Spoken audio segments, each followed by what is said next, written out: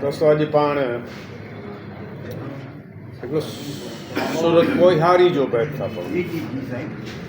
सूरत कोहियारी जो बैत पढ़ूं था ऐं उन में पोइ जेके ॾुखिया लफ़्ज़ हूंदा उहे बि पाण सिखंदासीं सम्झंदासीं ऐं उनजी थोरी तशरीह जेके ज़रूरु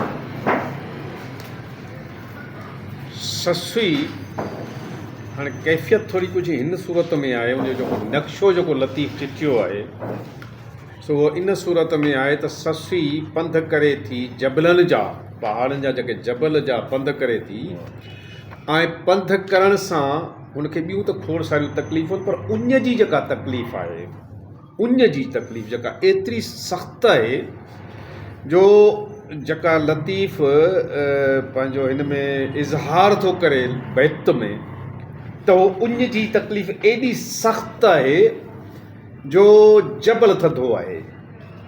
ससुई जी उन जी तकलीफ़ अञा गर्म आहे। कीअं आउं तव्हांखे हिकिड़ी मज़ेदार ॻाल्हि ॿुधायां। हीउ बल्ब आहे न बल्ब बिजली जो बल्ब आहे।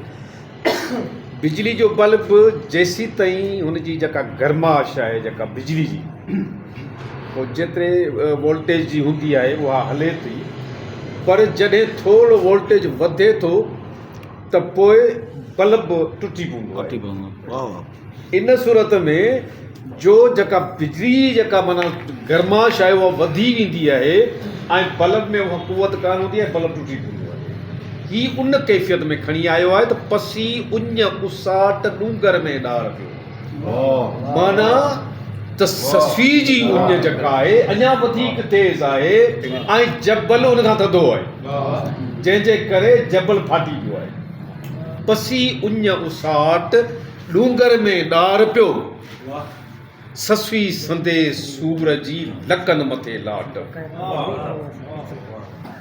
पसी उञ उसाट डूंगर में ॾार पियो माना डूंगर बि ॾरी पियो आहे माना हुन जी गर्माश अञा तेज़ आहे जेका जबल बर्दाश्त न करे सघियो उन में ॾार पइजी वियो त माना जबल थधो आहे। पसी माना इहा हुन हिकिड़ी कैफ़ियत ॿुधाई आहे लती। पसी उञ उसाट डूंगर में ॾार पियो ससुई संदे सूर जी लकनि मथे लाट। हाणे लाट कीअं थींदी आहे दुहे जी बि लाट थींदी आहे। उहा हेठि ॻाल्हि थी करे उहा हेठि ॻाल्हि थिए थी उहा लतीफ़ ॻाल्हि करे थो। असां तव्हां सभई माना अहिड़े माहौल में रहूं पिया जो लोहारनि खे ज़रूरु यकीन ॾिठो हूंदोसीं। लोहार जेको को हथियार ठपींदा आहिनि को औज़ार जेको आहे सो ज़रई औज़ार जेको आहे सो ठपींदा आहिनि त उन ठपण जे लाइ पहिरीं जेको धवण मंझि विझंदा आहिनि लोह खे विझंदा आहिनि गरम थी वेंदो आहे एतिरो गरम थी वेंदो आहे जो वरी वापसि खणी ईंदा आहिनि पोइ पाणी जे मथां विझी वियो पाणी में शूशाट थींदो आहे। लोह में शूशाट कोन थींदो छो जो लोह हुते ई गर्म आहे ऐं पाणी में शूशाट थींदो छो जो उहो थधो आहे ऐं उनजी जेका मथे पोइ वरी लाट निकिरंदी आहे जेका धुएं ही उहो लाट आहे।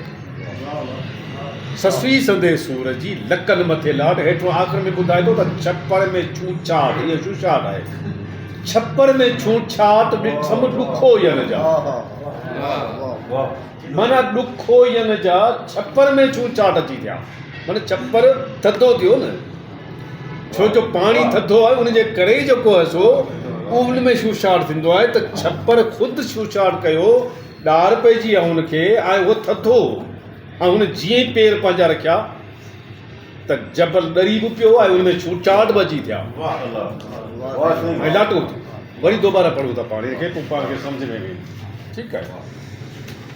पसी उञ उसाट डूंगर खे ॾार पियो ससुई संदे सूर जी लकनि मथे लाट छप्पर में छूछाट ॾिठम ॾुखो।